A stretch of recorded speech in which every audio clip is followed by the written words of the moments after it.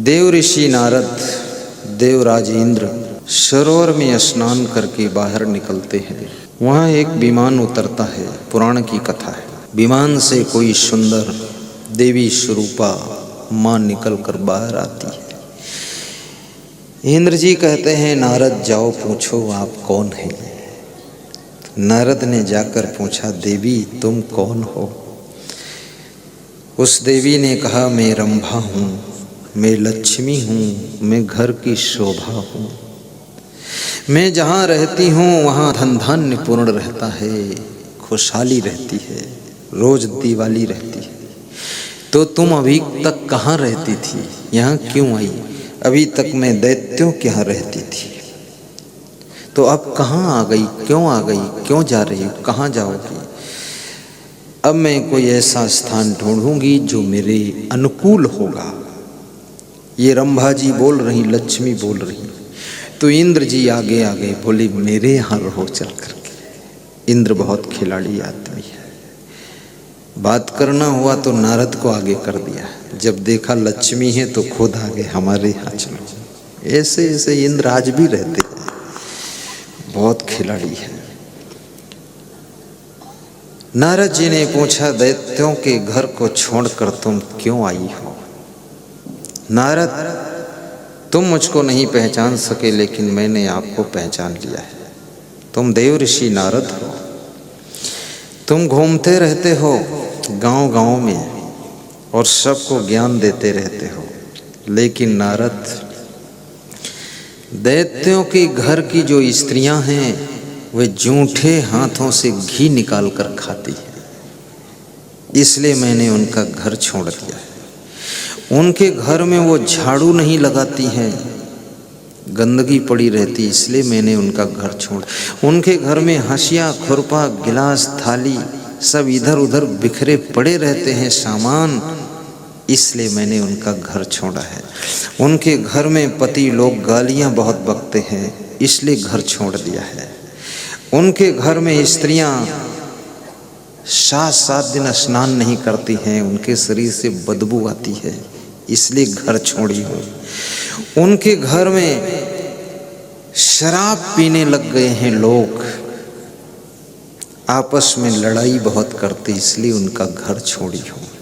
तो अब कहाँ रहोगी रंभा, लक्ष्मी जी, जहाँ मुझे अनुकूल वातावरण मिलेगा, सफाई शुद्धता होगी, जहाँ के लोग मृदुभाषी होंगे, जिस घर में जूठे हाथों से घी नहीं निकाला जाता होगा, जिस घर के लोग जोर जोर चिल्लाकर बात नहीं करते होंगे, जिस घर के लोग एक दूसरे का सम्मान करते हैं, जिनके द्वार पर अतिथि का आदर होता है, जो लोग भक्ति करते हैं, जो लोग आपस में राग द्वेष नहीं करते हैं, उनके घर में मैं रहूंगी। मुझे कोई रखना चाहता है तो अपने घर को ऐसा बनाए। तुम्हारे कितने रूप हैं लक्ष्मी जी। मेरा एक रूप है जिसको लोग धन लक्ष्मी कहते हैं, लेकिन मेरा दूसरा रूप है जिसे बहुत कम लोग जानते हैं, वो शांति रूपी लक्ष्मी भी मैं हूँ। और इन लक्षणों को जो अपनाता है उसी के यहाँ मेरा निवास होता है। ये मैंने बहुत वर्ष पहले कहानी पढ़ी थी पुराणों में, वो आज आपको सुनाया हूँ। लोग चाहते हैं लक्ष्मी जी सदा सहाय। अभी लक्ष्मी पूजा हुई है, लोग नोटों की गड्डियाँ निकाल निकाल कर रख कर पूजा करते हैं, सोना चांदी भी निकाल कर पूजा करते हैं। अरे असली लक्ष्मी को पहचानो। जिस घर में गृह लक्ष्मी का सम्मान होता है उस घर में धन लक्ष्मी भी टिकती है, और जिस घर में ये दोनों लक्ष्मी खुश रहती हैं वहीं पर शांति रूपी लक्ष्मी भी रहती है।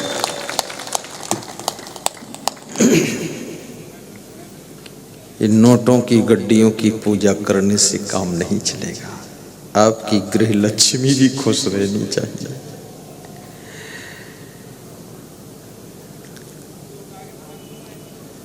श्रद्धा लभते ज्ञानम तत्परा संयतेन्द्रिया, ज्ञानम लब्ध्वा पराम शांति मचरेड अधिगच्छति। कृष्ण कहते हैं जिसको ज्ञान प्राप्त हो जाता है उसे फिर शांति प्राप्त होती है। आप अशांत हैं इसका मतलब अभी ज्ञान हुआ नहीं है, और फिर भी कहते हैं हमको सब ज्ञान है, मालूम है, जानते हैं। कहाँ ज्ञान हुआ है? ज्ञान हो जाता तो बहुत शांति दिखाई देती, और शांति जिसके अंदर होती है वो व्यक्ति हमेशा दुख में, सुख में, हानि में, लाभ में, संयोग में, वियोग में, उतार में, चढ़ाव में, लेन देन में, हर कंडीशन, पोजीशन, सिचुएशन में वो प्रसन्न रहता है। प्रसन्नता तुरंत समझ लेता है अब क्या करना है। व्यापार की हानि भी उसको दुखी नहीं कर सकती है, धन की हानि उसको घायल नहीं कर सकती है, परिवार का कोई सदस्य मृत्यु को प्राप्त हो गया है वो भी उसकी आत्मा को विह्वल नहीं कर सकता है। वो समझता है, ज्ञान है कि ये मृत्यु लोक है, यहाँ किसी का शरीर अमर नहीं है, सबको एक दिन जाना है, सबका वियोग होना है। संयोग है तो वियोग होगा ही, दिन है तो रात होगी ही, जहाँ लाभ है वहाँ कभी हानि होगी ही। ये सब जोड़ा है। तो आज का प्रश्न है, महात्मा विदुर से महाराजा धीराज धृतराष्ट्र ने पूछा है कि वे कौन से लोग हैं जिनके घर में लक्ष्मी का निवास रहता है। विदुर जी कहते हैं उनके घर में 5 बातें हुआ करती हैं। कौन कौन 5 बातें विदुर बताइए, वर्णन कीजिए। विदुर कहते हैं, राजन, वश्येन्द्रियम जितात्मानम धृतदंडम विकारिषु पारिच्छिकारणम अत्यंत धीरम श्री निर्सेवते। ये 5 बातें। पहली बात ये है वश्येन्द्रियम, जिनकी इंद्रियां वश में रहती है, जो चंचल दास नहीं है, कंट्रोल में रहते हैं, जिसकी आंख भी कंट्रोल में है, कान भी कंट्रोल में है। ये छोटी छोटी इंद्रियां आपकी नियंत्रण से बाहर होती हैं, बहुत खतरा पैदा करती हैं। आंख से क्या देखना चाहिए, क्या नहीं देखना चाहिए, किस अंदाज में देखना चाहिए, किस भाव से देखना चाहिए, कान से क्या सुनना है, क्या नहीं सुनना, ये डिसीजन आपको लेना है। ये कान डिसीजन नहीं लेंगे, आप लेंगे। जीवा से क्या बोलना है, कब बोलना है, कब चुप रहना है, ये डिसीजन आपको लेना है। और मनुष्य की जितनी इंद्रियां हैं, सभी इंद्रियां आपके जीवन जीने में सहायक हैं। कर्म इंद्रियों को ज्ञान इंद्रियां मदद करती है। तो जो इंद्रियों को वश में रख लेता है, और सबसे खतरनाक इंद्री जिह्वा है। खाने बैठो तो ये स्वाद की वशीभूत होकर ज़्यादा खिला देती है, और बोलने जब इंसान चलता है तो इतना ज़्यादा बोल जाता है कि घर में पूरा विस्फोट हो जाता है, बोलता भी बहुत है। इसलिए जीव के पास में 2 डिपार्टमेंट है, नंबर 1 बोलने का, नंबर 2 स्वाद लेने का। और डबल विभाग संभालने वाली ये जिह्वा, ये ज़्यादातर लोगों की बेकंट्रोल है। कितने लोग तो बहुत लालच में खाते रहते हैं, और जीव से जो गिर गया वो अपनी जिंदगी से गिर जाता है। जीव बहुत मेन चीज है। ये जीव जिसकी नहीं संभली वो कभी जननेंद्री को बस में नहीं कर सकता है। जिह्वा का लंपट वो कभी भी त्याग से नहीं रह सकता है, वैराग्य से नहीं रह सकता है। और जिसकी जिह्वा नियंत्रित नहीं है वो शांति भी नहीं पा सकता है। वो एक ही बात ऐसी बोल देगा जिससे पूरे घर में उपद्रव खड़ा हो जाएगा। बड़ी विचित्र बातें हैं।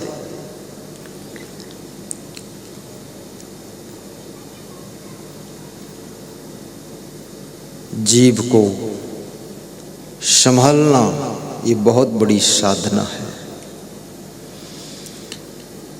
नाराज न हुआ करो, समय को बर्बाद न किया करो, धन की फिजूल खर्ची न किया करो, जहाँ आवश्यक है खर्च करना वहाँ कंजूस न बना करो, बुरे कार्यों में खर्च करने के लिए आगे मत बढ़ा करो, अच्छे कार्यों के लिए दोनों हाथ खोलकर खर्च भी किया करो।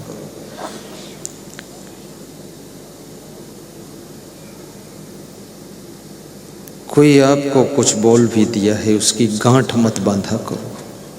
कितने लोग गठान बांध कर बैठ जाते हैं और ऐसी गांठ बांध लेते हैं, फिर 10-20 साल के लिए फुर्सत है, उस गांठ को भी खोलिए। क्योंकि जिस विषय पर नाराजी हुई थी वो आदमी अब बदल चुका है, काफी चेंज हो गया है।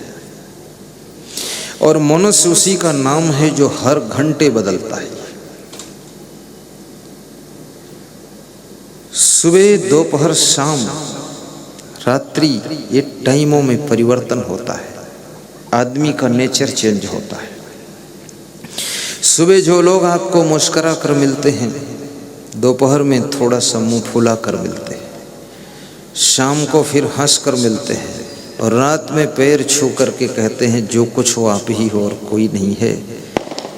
और सुबह फिर गुस्सा में बैठे हैं, मन में नाना प्रकार के विचार उठते रहते हैं। जो विचार जिस तरह का नेगेटिव पॉजिटिव आता है उससे प्रभावित होकर के उनके चेहरे पर भाव भंगिमाएं झलकने लग जाती हैं। इसलिए आदमी का स्वभाव भी बहुत जल्दी जल्दी चेंज होता रहता है।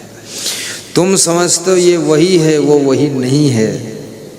राजस्थान के एक भक्त कह रहे थे, मेरा बेटा अमेरिका में है, 3 लाख रुपये महीने पाता है, लेकिन मेरी ओर से मैं उसको बेटा कहता हूँ, वो अपनी ओर से अब मुझको बाप नहीं कहता है। तो मैंने कहा क्या कहता है फिर? बोले कुछ नहीं कहता है। मैं फ़ोन करता हूँ बेटा ठीक हो, तब वो कहता है बिल्कुल ठीक हूँ, और वो फ़ोन भी कम लगाता है।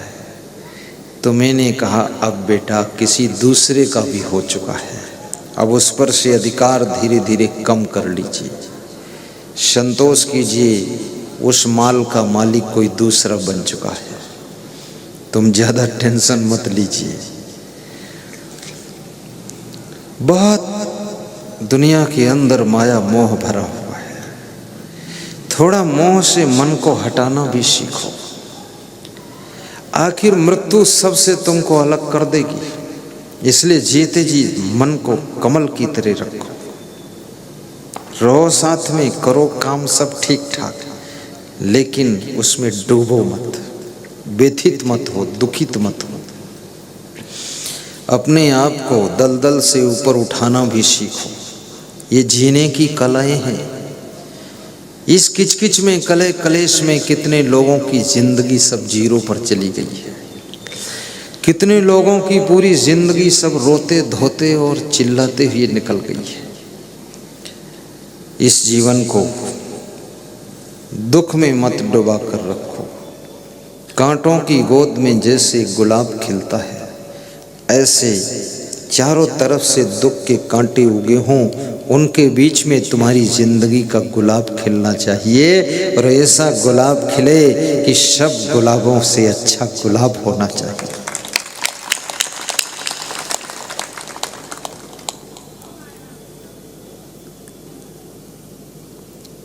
वशेंद्रियम जितात्मानम। दूसरी बात विदुर जी कहते हैं, हे धृतराष्ट्र, जो अपने मन को जीत लेता है वह व्यक्ति लक्ष्मी का अधिकारी बनता है। मन की तरंग मार लो बस हो गया भजन, आदत जरा सुधार लो बस हो गया भजन। ये बड़ा सुंदर भजन है। संत कबीर की बात ही विचित्र है। वो कहते हैं मन की तरंग मार लो बस हो गया भजन। मन में नाना प्रकार की तरंगे उठा करती है, ये करूं वो करूं, क्या करूं, इधर करूं उधर करूं, किधर जाऊं।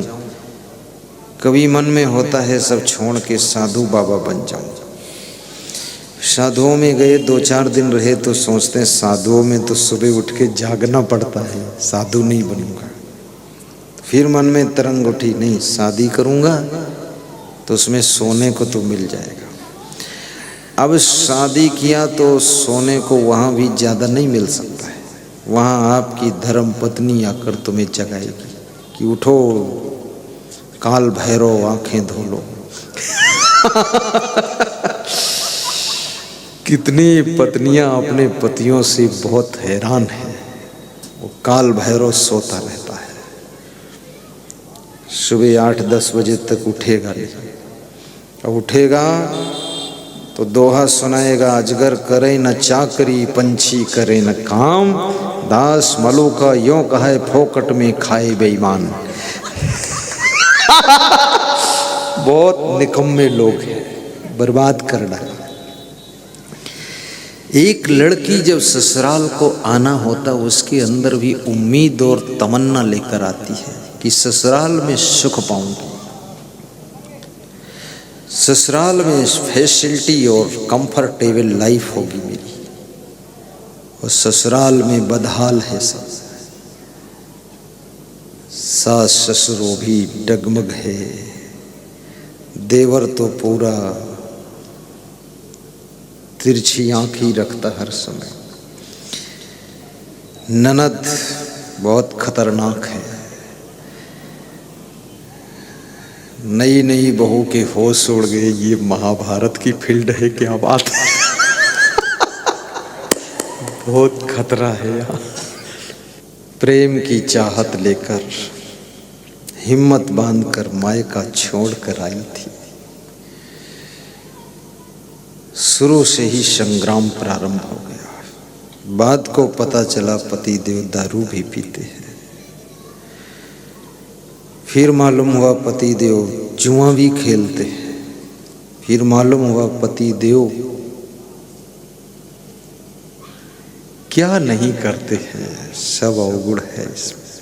अब फंस गई वो लड़की।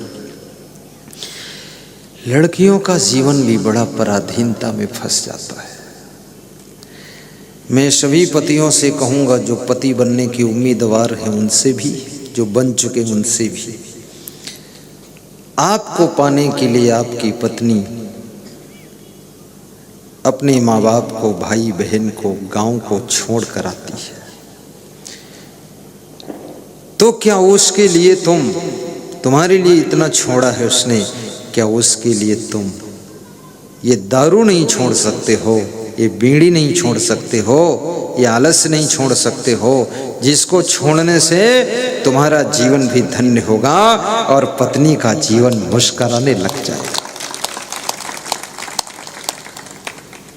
शराब कभी मत पिया करो। कितने लोगों ने शराब का नाम चिंता हरण टॉनिक रखा है। हिंदुस्तान में बड़े बुद्धिमान लोग हैं, ये गोबर का नाम रसगुल्ला रख सकते हैं, इनके नाम ही नाम बहुत अच्छे होते हैं। 3 वैज्ञानिक आपस में बैठकर मीटिंग कर रहे थे, एक जापान का वैज्ञानिक था और एक इंग्लैंड का था और तीसरा इंडिया का था। बोले एक ऐसा हवाई जहाज बनाएं जो कि 1000 लोगों को लेकर के ऊपर उड़ सके। तो इंडिया के वैज्ञानिक ने जापान वाले वैज्ञानिक से पूछा, तुम क्या बना सकते, तुम्हारा क्या योगदान रहेगा? तो जापान के वैज्ञानिक ने कहा कि मैं इतना पावरफुल इंजन बना दूंगा कि 1000 नहीं 2000 लोगों को लेकर ऊपर उड़ेगा। बोले ठीक, इंजन का काम खत्म। इंग्लैंड वाले से पूछा तुम क्या करोगे? उसने कहा मैं इतनी अच्छी मजबूत बॉडी बना दूंगा कि सब बैठकर चले, कुछ भी नहीं होगा, टस से मस। तो दोनों ने इंडिया वाले वैज्ञानिक से पूछा तुम क्या करोगे? बोले उस पर मैं नाम लिख दूंगा, इंडियन एयरलाइंस आ रहा है। ये बहुत इंडिया का आदमी अपना नाम लिखने में बहुत होशियार है। तो दोनों वैज्ञानिक बोले इसमें किया तुमने क्या? बोले इतना कुछ कम किया, नाम लिख दिया। बहुत विचित्र संसार है। तो इस मन को वश में करना, ये जिनका मन वश में नहीं वही दारू पीने लग जाते हैं। विवेक कीजिए, विचार कीजिए। धन कमाना भी कठिन है,